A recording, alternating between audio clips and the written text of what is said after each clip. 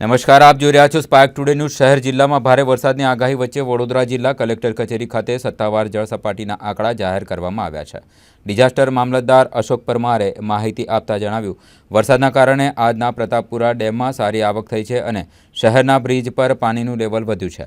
જળ સપાટી દર કલાકે બદલાઈ શકે છે, ત્યારે નીચાણવાળા વિસ્તારોના લોકોને તંત્ર દ્વારા એલર્ટ પર રહેવા સૂચના આપવામાં આવી છે। ભારે વરસાદની આગાહીના પગલે જિલ્લા વહીવટીતંત્ર દ્વારા લેવાયેલ તમામ આગોતરા અગમચેતીના પગલાંને કારણે અને કરેલ વ્યવસ્થિત આયોજનના કારણે સમગ્ર પરિસ્થિતિ અત્યારે બિલકુલ કંટ્રોલમાં છે અને કોઈ પ્રકારની તકલીફ હાલમાં નથી અને તમામ રીતેની જે વ્યવસ્થાને કારણે તમામ પ્રકારની પરિસ્થિતિ પર સંપૂર્ણ નિયંત્રણ પ્રાપ્ત કરવામાં આવ્યું છે।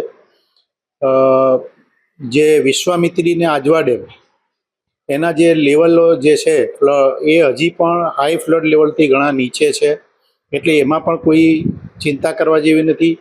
અને જ્યાં જ્યાં નીચાણવાળા વિસ્તારોમાં વડોદરા જિલ્લાના તમામ તાલુકાઓમાં ઇન્ક્લુડિંગ સિટી વિસ્તાર, સિટીના 4 તાલુકામાં પણ જ્યાં પણ જરૂર જણાય ત્યાં ગાડી સંબંધિત મામલતદારશ્રીઓ દ્વારા નીચાણવાળા વિસ્તારોના લોકોને સ્થળાંતર કરવામાં આવ્યું છે અને એવી સ્થળાંતરને કારણે એ લોકોને આશ્રય સ્થાનોમાં રાખીને એવું કરવામાં આવ્યું છે કે જેથી કરીને કોઈ પણ પ્રકારની કોઈ ઘટના બને નહીં।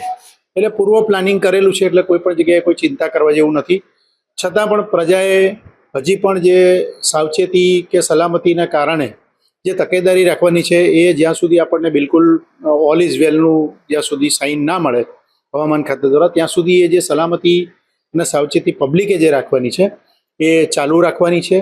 અને જિલ્લા વહીવટીતંત્ર અને લાઇન ડિપાર્ટમેન્ટના અધિકારીઓ પણ પોતાના જે આગોતરા જે પગલાં છે એ પણ ચાલુ રાખવાના છે। એટલે ટૂંકમાં સંપૂર્ણપણે પરિસ્થિતિ નિયંત્રણ રહેશે, કોઈ પેનિકની જરૂર નથી।